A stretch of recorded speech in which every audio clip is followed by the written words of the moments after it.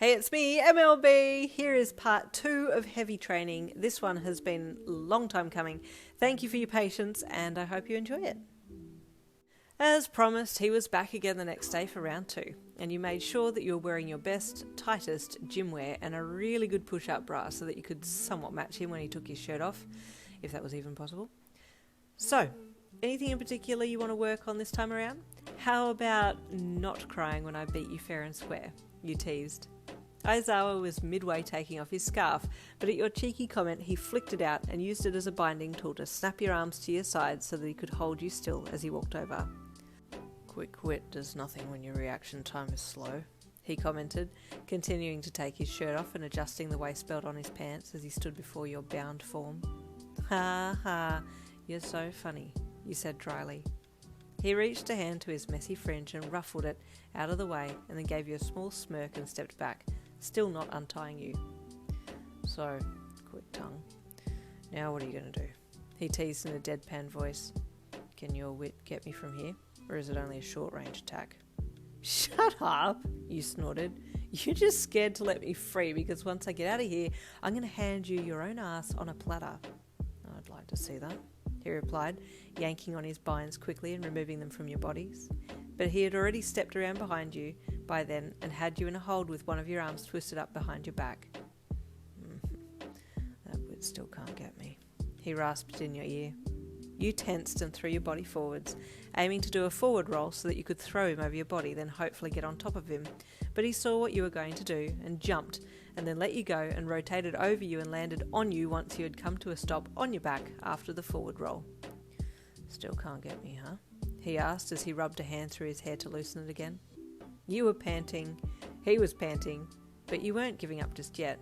You'd only just started. Baiting him into thinking that you were giving up, you sighed and placed your arms up beside your head in a mock surrender, and he took the bait and grabbed your wrists to lock them there. You smirked, then swung your arms down to your side, making a snow angel motion as you thrust your hips up into his and knocked him forwards. As he overbalanced, he let go of your wrists to save himself from falling face first over you, and you grabbed his middle and tucked a leg over his and then forced a roll so that you were on top. Oh, Shouta, don't ever let your guard down around me, you cooed, leaning down to place a kiss just below his ear. His scent was strong there, and you inhaled deeply, savouring his masculinity while he seemingly let you have this small win, his chest heaving under yours as sweat ran down his midline. Suddenly you became aware of something snaking around your middle, and you stopped to look under you and see what it was. Somehow Aizawa had summoned his scarf, and you let him go to grab at it and remove it. That's cheating! You screeched as he did a sit-up and grabbed you and then rolled and pinned you underneath him. All's fair in love and war, isn't that the saying? He asked. It is a saying, but this isn't love nor war. This is a battle for supremacy, you said, struggling underneath him to throw him off. This isn't love, Aizawa asked. You haven't even kissed me yet, you pouted in reply. And with that, he just bent his head down and kissed you on the lips. Just a simple kiss at first, but you were both wanting more, so the kiss deepened into something more very quickly, leaving you panting harder and faster by the end of it as clothes and minds were lost to the momentum of the movement. I think, you panted once both of you had finished what you'd started, that we both won this round. Agreed, he panted back, laying on his back on the floor with nothing but a smile on. Well, I'd better clean up, you said as you looked around at the sweat-splashed mats.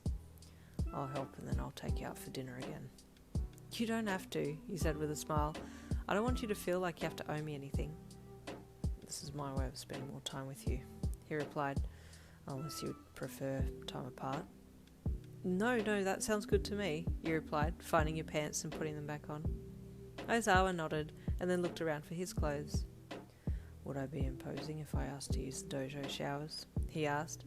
Actually, no, that's a good idea. I think I'll use the showers after you, you said, pausing with shirt in hand. He gave you a side look and you smirked. Unless you don't mind if I have one with you? You asked, matching his smirk with a smug look yourself.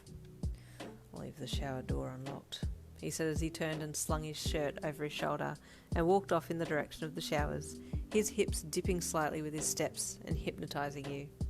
You let out a little huff of amusement through your nostrils and sighed as he left. Well, I got a great workout tonight, in more ways than one, you thought as you looked around at just how messy the dojo was now after that workout.